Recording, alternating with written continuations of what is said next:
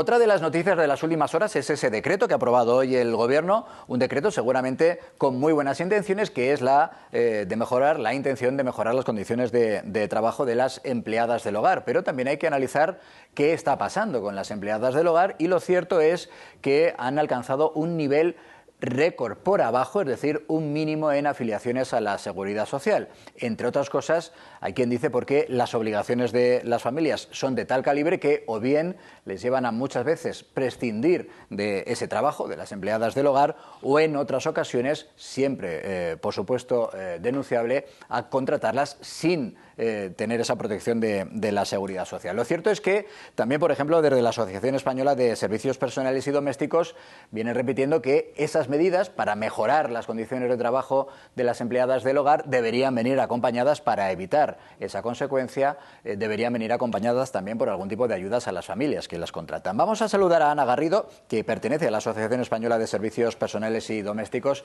y que ya ven tiene la amabilidad de acompañarnos. Ana, bienvenida, buenas noches.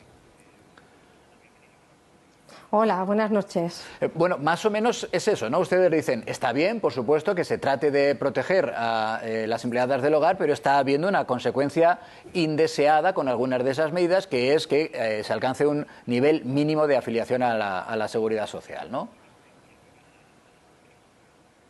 Claro, o sea, todas y cada una de las medidas que van encaminadas a, de alguna manera, a conseguir que las empleadas del hogar tengan los mismos derechos que cualquier empleado en cualquier sector, es maravilloso.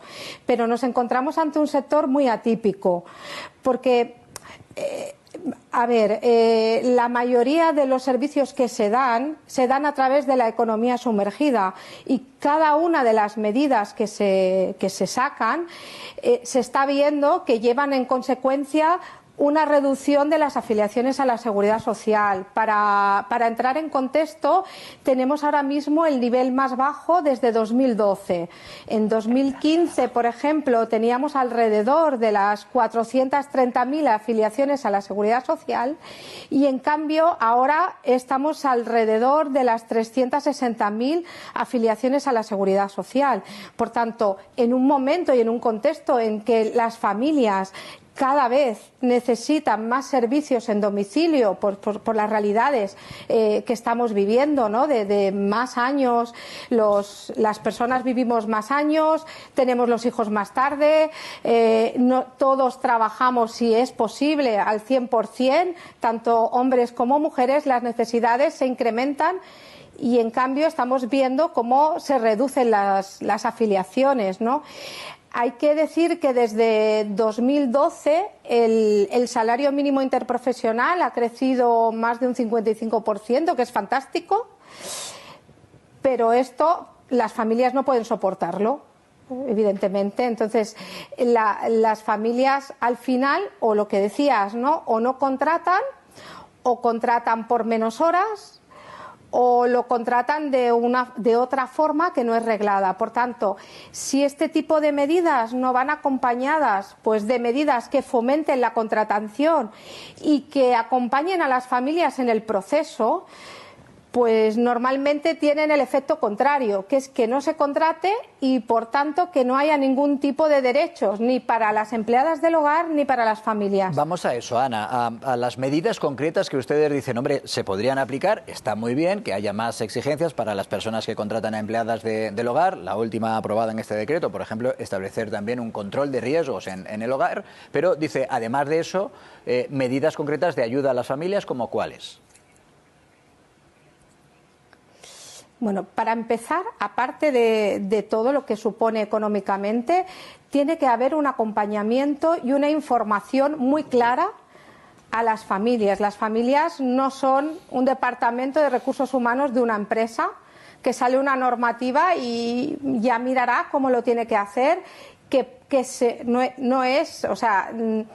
no se pueden dedicar a estar en Internet y divagar de cómo se tiene que hacer. Tiene que haber una información clara de cómo se tiene que hacer todo, eso por un lado, y después se tiene que premiar a todas las familias que lo hacen bien. ¿Cómo? Pues lo más importante, con deducciones fiscales en renta, en IRPF, de todas aquellas familias que están contratando correctamente. Tanto contraten de forma directa a la empleada o lo hagan a través de empresas colaboradoras. Lo importante es que la persona esté contratada y que tenga derechos. A partir de aquí, deducciones importantes también en la seguridad social, tanto en la contratación directa como también para las empresas que se dedican a prestar servicios en domicilios, que tengan esas deducciones fiscales de una forma similar para no elevar los costes.